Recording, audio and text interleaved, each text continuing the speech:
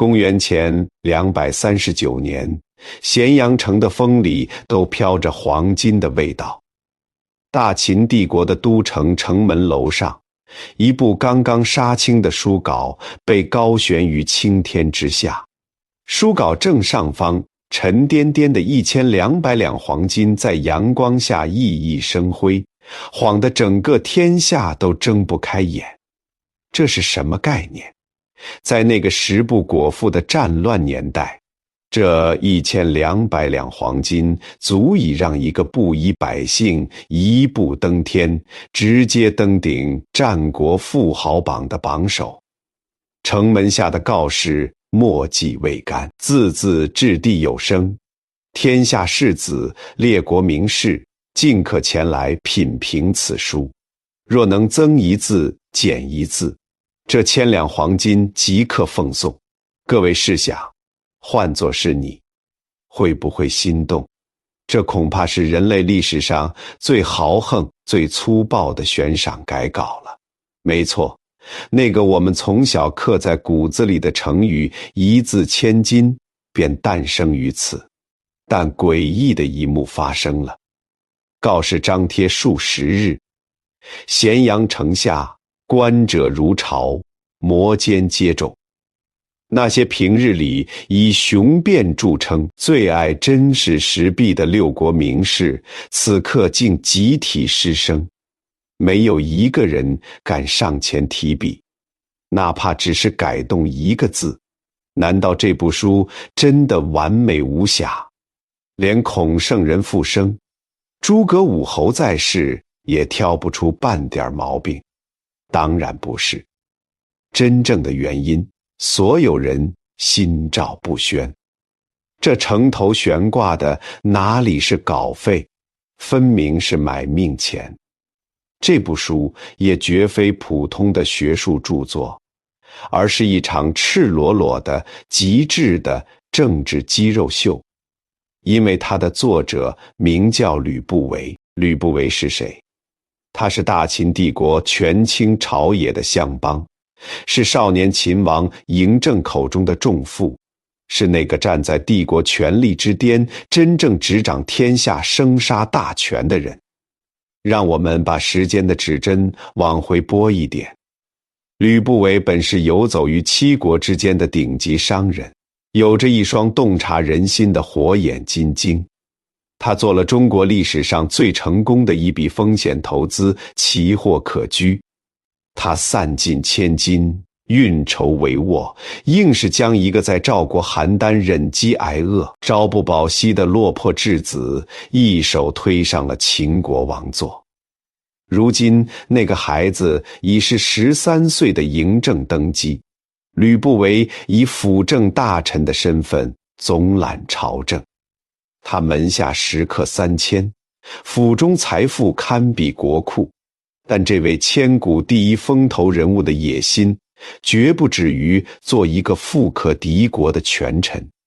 看着日渐长大的少年嬴政，看着大秦帝国如同一台轰鸣的战争机器，正以摧枯拉朽之势碾压东方六国。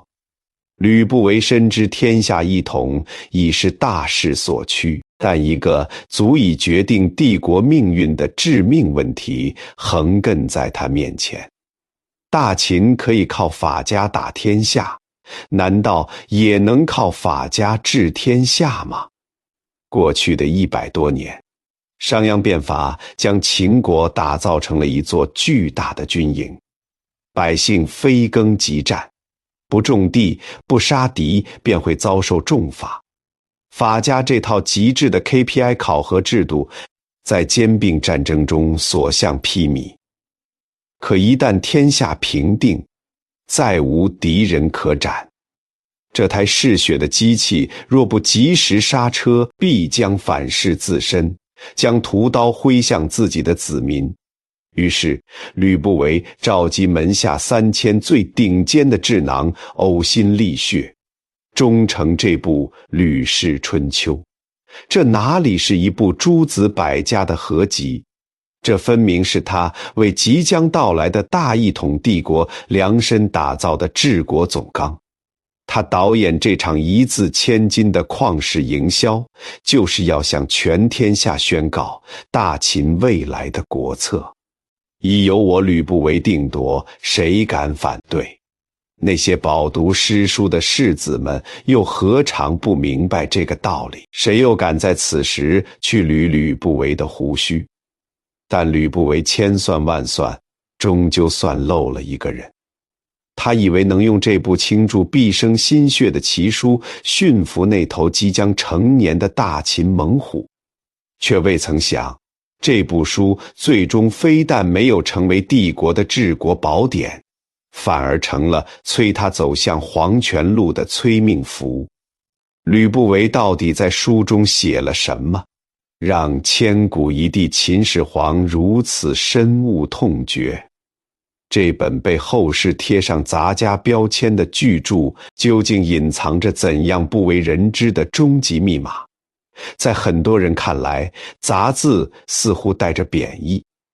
吕氏春秋也因此被诟病为缝合怪东抄一点儒家，西抄一点道家，再剪贴一些法家思想拼凑而成。如果你也这么想，那就大错特错了。若它只是简单的复制粘贴，何以能流传2000多年而不朽？吕不韦是何等精明的政治家与商人，他做的从来都是集成创新。所谓杂家，用今天的话来说，是底层逻辑的重构，是一套完整且精密的大秦帝国操作系统。我来为大家拆解一下这套系统的核心架构。底层主板与核心代码。黄老道家主张无为而治，顺应自然。天下初定，民生凋敝，必须给过热的系统降温，与民休息。用户界面与生态体系。儒家思想倡导仁义礼智信，构建君臣父子的伦理秩序。治理天下不能只靠严刑峻法，道德教化才是长治久安的根基。杀毒软件与安全防线法家刑律，划定不可触碰的底线，对作奸犯科者严惩不贷，维护社会秩序。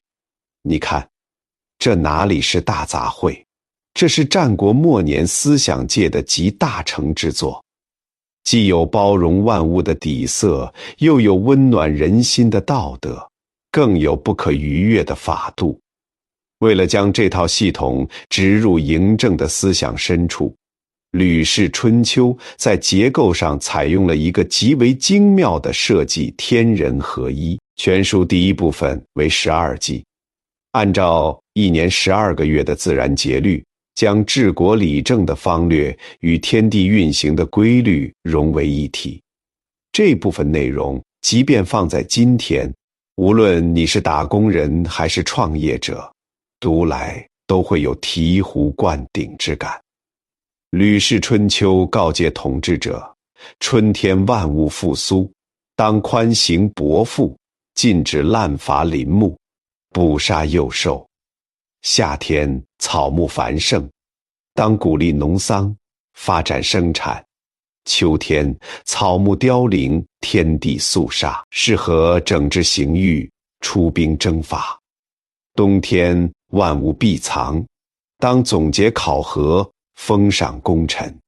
这便是古人所说的顺天时，放到今天就是4个字：顺势而为。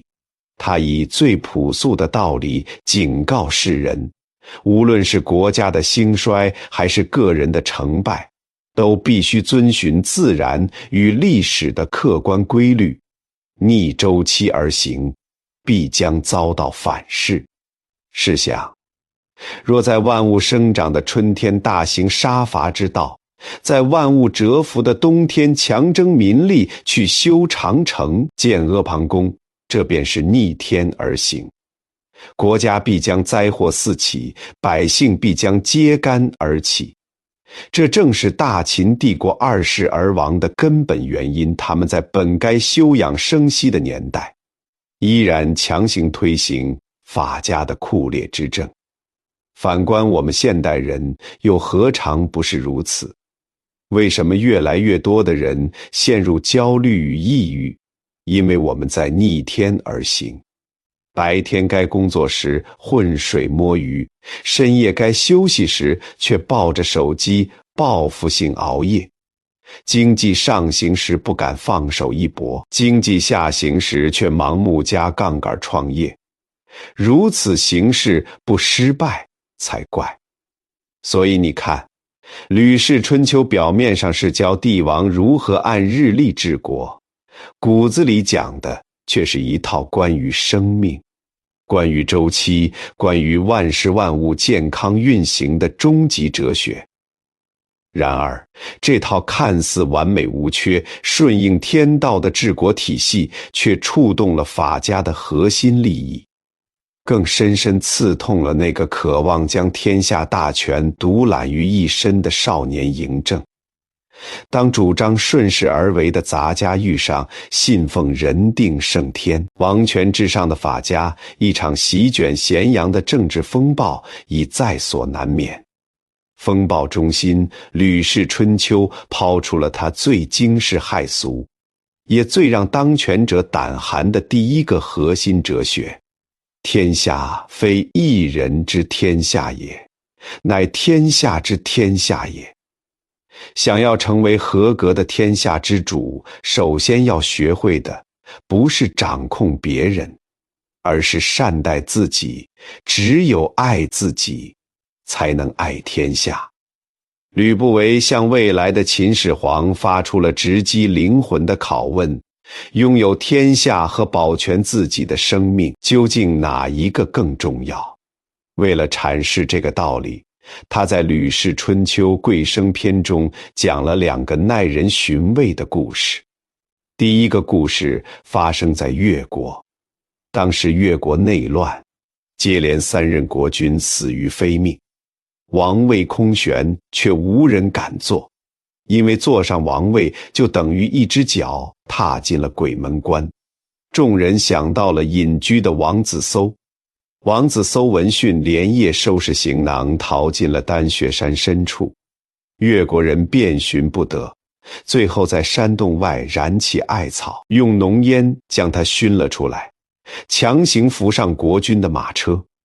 换作旁人，能被推举为一国之君，怕是要欣喜若狂。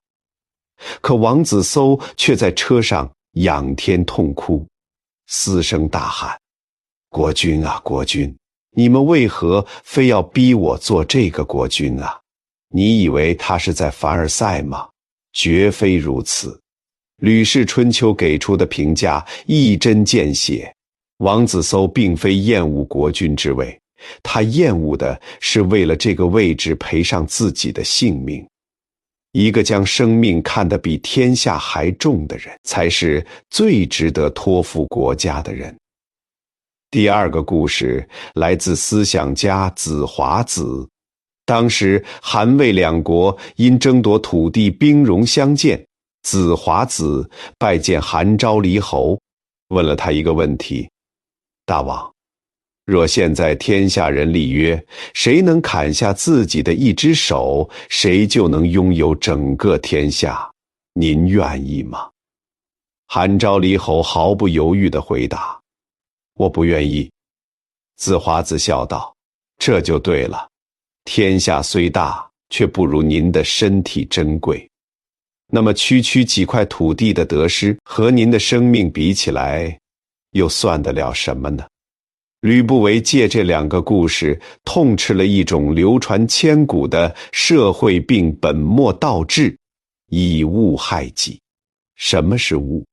权力、地位、金钱、名声，乃至整个天下。在《吕氏春秋》看来，这些都是外在的工具，是为生命服务的，可绝大多数人却活成了工具的奴隶。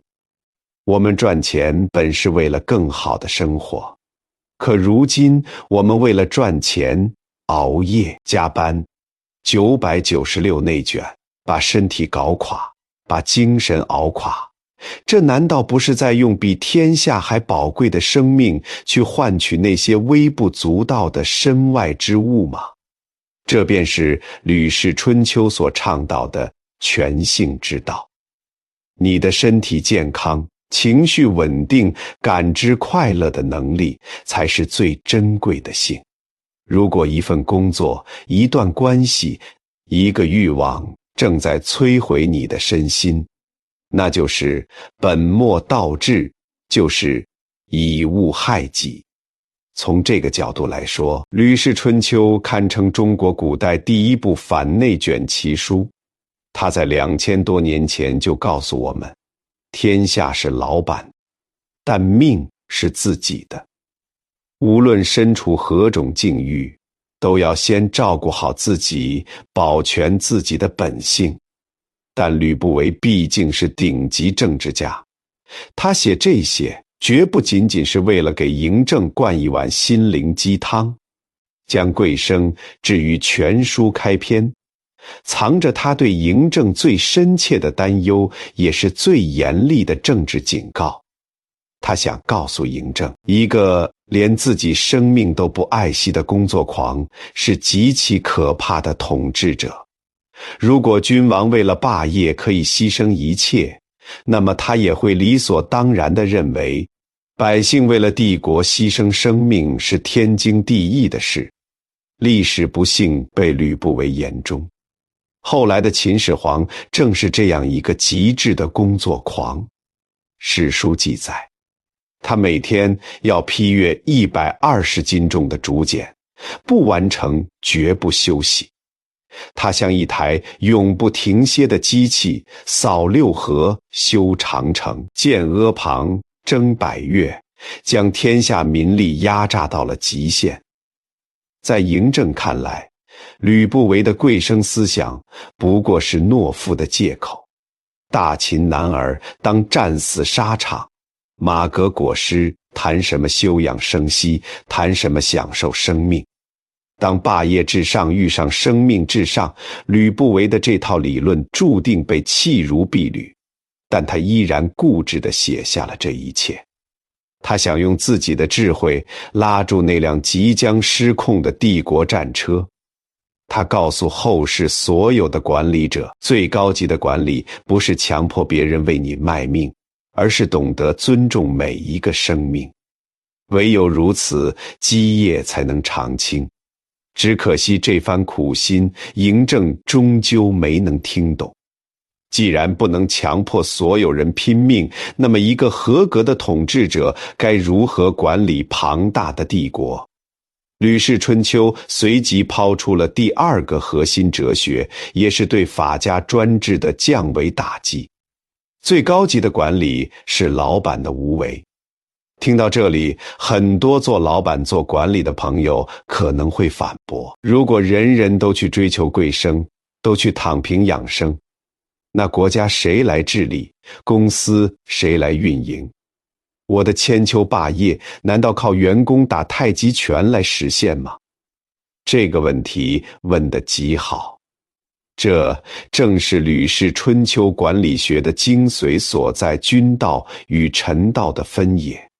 吕不韦作为大秦帝国的 CEO， 统领百官，治理万民，他当然不是鼓吹躺平，相反，他对如何激发团队战斗力有着远超常人的深刻理解。在他的管理体系中，有一条不可动摇的铁律：处尊位者，必以无为为主。如果你是团队领导或企业创始人，请把这句话刻在心里。老板闭嘴，系统才能运转。很多人误以为好老板就应该像诸葛亮那样鞠躬尽瘁，事必躬亲，连公司厕所买什么纸都要亲自过问。但在吕氏春秋看来，这样的老板不仅愚蠢，而且极其危险。因为君与臣的职责有着明确的边界，君道是无为，臣道是有为。这里的无为不是让你无所事事，而是不妄为，不轻易表露自己的偏好和意志。我们来还原一个真实的职场场景。你是公司老板，开会时随口说了一句：“我觉得蓝色 PPT 挺好看。”你以为只是随口一说，但在员工眼里，这就是圣旨。第二天，全公司的 PPT 都会变成蓝色，甚至连保洁阿姨的拖把都换成了蓝色。即便有人觉得红色更适合方案主题，也绝不敢提出异议。发现问题了吗？老板一旦有为，一旦有了明确的偏好，下属就会立刻开启向上管理模式。他们不再追求事情的最优解，而是追求如何让老板开心。他们会投其所好，会弄虚作假，会揣摩上意。正如《吕氏春秋》所言，君主若喜欢炫耀才智，事事亲力亲为，大臣就会隐藏自己的真实能力，一味逢迎。到最后，老板看到的全是假象，整个系统也就彻底失灵了。所以吕不韦交给秦始皇的顶级管理术时，做老板要像一面镜子，像一个空杯子。镜子本身没有影像，才能照出万物；杯子本身没有味道，才能盛装百味。只有把自己放空，下属的才华和能力才能充分展现。你只需要制定好规则，明确赏罚标准，然后闭嘴看着他们去做，干得好就赏，干得不好就罚，这便是君臣义道。但这里有一个关键问题，既然权力下放，老板该如何识人用人？如何分辨谁是真干事，谁是混日子？《吕氏春秋》精准地指出了管理者最致命的弱点认知偏差。书中专门有一篇去油，专讲蒙蔽与偏见。吕不韦认为，阻碍管理者做出正确判断的从来不是智商，而是先入为主的偏见。为此，他讲了那个家喻户晓的夷陵盗斧的故事。有个老汉丢了斧头，怀疑是邻居家的儿子偷的。于是他看那孩子走路的样子，鬼鬼祟祟，听他说话的语气结结巴巴，甚至看他吃饭喝水的表情，都像是做贼心虚。在老汉心里，这孩子已经是板上钉钉的小偷了。可第二天，老汉在自己挖过的土坑里找到了斧头。再看邻居家的儿子，怎么看都是个正直善良的好青年，哪里还有半分小偷的样子啊？这就是心理学上的确认偏误。当你认定了一个观点，就会下意识地寻找所有支持它的证据，而忽略所有相反的事实。吕氏春秋用这个故事敲打所有当权者，手握重权之人，若戴着有色眼镜看人，必将亲手毁掉自己的团队。你喜欢的马屁精，即便把事情搞砸，你也会觉得他态度端正。你讨厌的直臣，即便立下大功，你也会觉得他功高震主，这就是被偏见蒙蔽了双眼。而解决之道，就是去由管理者必须克服私心，时刻保持理性与客观，洞察事物的细微变化，不被表象所迷惑。这套君无为，臣有为的管理体系，堪称古代管理学的巅峰。如果大秦帝国真的按照这套蓝图运行，皇帝垂拱而治，百官各司其职，或许大秦就不会二世而亡了。但遗憾的是，这套体系彻底触碰了嬴政的逆鳞。随着嬴政长大成人，他骨子里的控制欲和霸道彻底爆发。你吕不韦让我无为，让我把权力交给大臣，绝无可能。我不仅要有为，还要独揽天下所有大权，统一度量衡，修长城，建驰道，天下事无大小，皆由朕一人决断。在绝对的权力面前，吕氏春秋的君道、臣道，成了吕不韦企图限制皇权、架空秦王的铁证，这也为他日后的悲剧埋下了最致命的伏笔。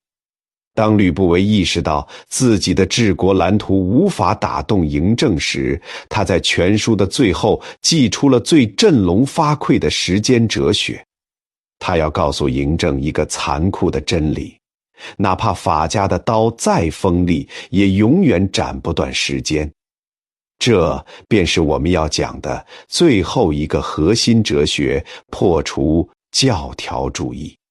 与时俱进，我敢打赌，这个故事你小学就学过，但你一定不知道它背后藏着大秦帝国的生死密码。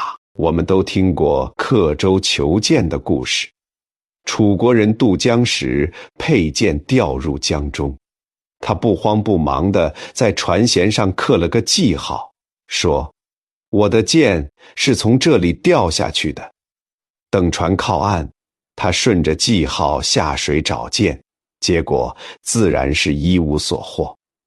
小时候我们都觉得这个楚国人愚蠢可笑，老师告诉我们，这个成语是讽刺那些墨守成规、不知变通的人。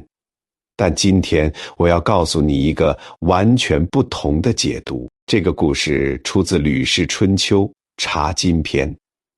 吕不韦耗费巨资组织编写治国大典，难道是为了讲一个笑话吗？当然不是。如果你把它看作一个政治寓言，就会发现这个故事背后是令人不寒而栗的真相。我们来重新解读这个故事的隐喻。那艘向前行驶的船是不断发展的时代，是滚滚向前的历史车轮。奔腾不息的江水是一去不复返的时间，是不可逆转的历史大势。那把沉入江底的剑，就是大秦帝国赖以生存的商鞅之法，是过去的战时体制。过去100多年，大秦正是靠着商鞅那套严刑峻法、军功授爵的制度，才横扫六国，所向披靡。这把剑太过好用，以至于秦国历代君主都对它奉若神明。但吕不韦站在时代的船头，清醒地看到了危机。他在《察今篇》中大声疾呼：“时移世之，变法一役，天下即将统一，战争即将结束。”过去那套靠人头换爵位的制度，那些割鼻砍脚的酷刑，在和平年代就是一把生锈的废剑。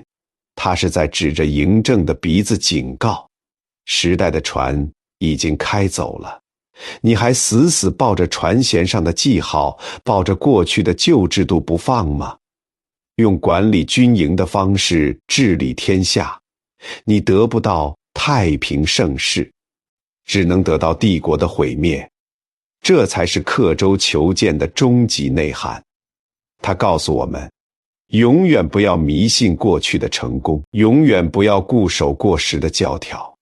时代在变，制度必须随之而变。这个道理放在今天依然适用。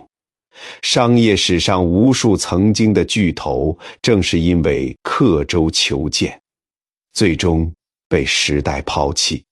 当年的诺基亚以坚固耐用的功能机称霸天下，却在智能手机时代来临时依然死守旧路，最终轰然倒塌。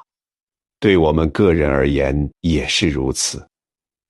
你10年前掌握的技能，可能在今天已经被 AI 取代。如果你还抱着过去的经验不放，拒绝学习新事物，那么你也终将成为那个在江边捞剑的楚国人。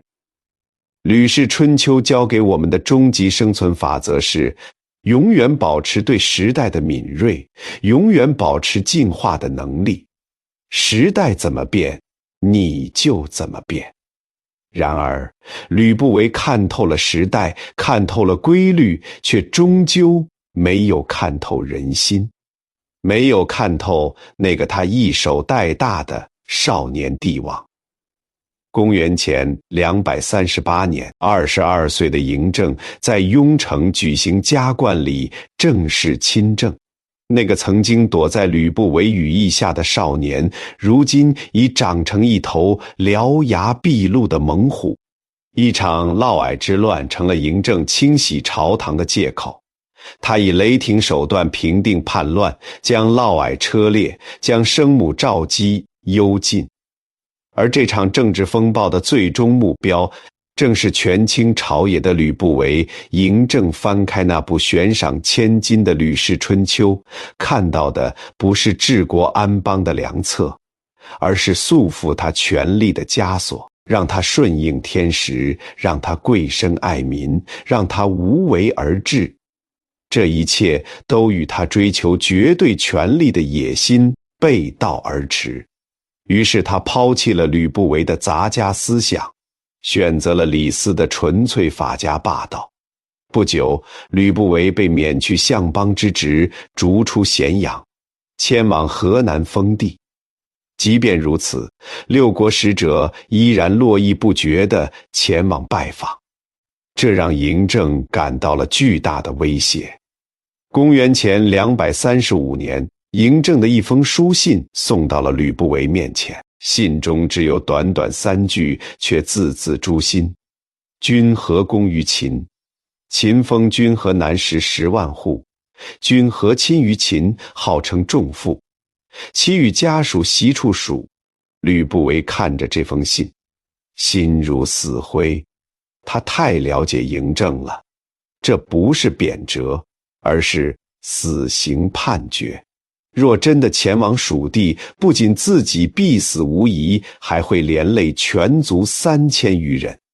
最终，这位曾经叱咤风云的一代名相，饮下了一杯鸩酒，结束了自己传奇的一生。吕不韦死了，吕氏春秋也被彻底束之高阁。后来的历史正如吕不韦所预言的那样，秦始皇统一六国后，没有选择休养生息，而是继续挥舞着商鞅之剑，横征暴敛，滥用民力。终于，在他死后仅仅3年，陈胜吴广在大泽乡揭竿而起，不可一世的大秦帝国轰然倒塌。国祚仅14年，2000多年过去了，大秦的铁骑早已化为尘土，咸阳宫的辉煌也早已淹没在历史的烟云中。但当我们再次翻开《吕氏春秋》，却发现吕不韦虽然在权力斗争中一败涂地，却在思想的战场上赢得了永恒。西汉初年，统治者吸取秦王教训，推行黄老之学，与民休息，开创了文景之治。这正是《吕氏春秋》的底层代码。汉武帝罢黜百家，独尊儒术，实则是外儒内法。这正是《吕氏春秋》的系统架构。《吕氏春秋》从来都不是一本过时的古书，它是中国古人对如何治理国家、如何管理团队、如何度过一生的终极思考。它告诉当权者要敬畏生命，告诉管理者要克制欲望，告诉我们每一个普通人要顺应周期，拒绝内耗，与时俱进。历史没有如果，但智慧可以传承。吕不韦用生命写下了这部10万字奇书。大秦帝国没有接住，但我希望今天的你能够接住。